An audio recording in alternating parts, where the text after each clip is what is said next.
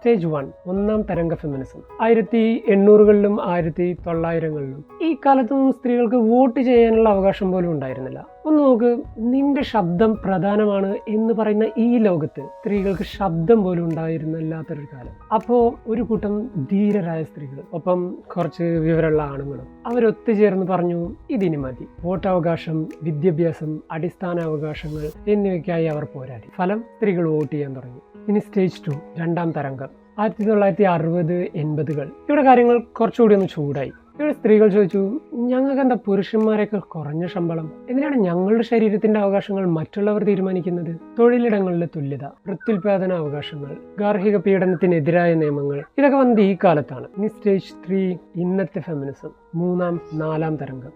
ഇന്ന് ഫെമിനിസം എല്ലാവരെയും ഉൾക്കൊള്ളുന്നു. സ്ത്രീകൾ, പുരുഷന്മാർ, ട്രാൻസ്ജെൻഡർ വ്യക്തികൾ, വിവിധ സംസ്കാരങ്ങൾ, ശമ്പള വ്യത്യാസം, workplace harassment, online trolling എല്ലാം ഇപ്പോഴും നമ്മുടെ മുന്നിലുണ്ട്. പക്ഷെ ട്വിറ്ററിലും ഇൻസ്റ്റാഗ്രാമിലും ഒക്കെ #MeToo, #EqualPay എന്നൊക്കെ ഇതൊക്കെ കാണുമ്പോൾ നമുക്ക് മനസ്സിലാവും ഈ പോരാട്ടം ഇപ്പോഴും അതിന്റെ ഫുൾ ഫോമിൽ തന്നെ ഉണ്ട്.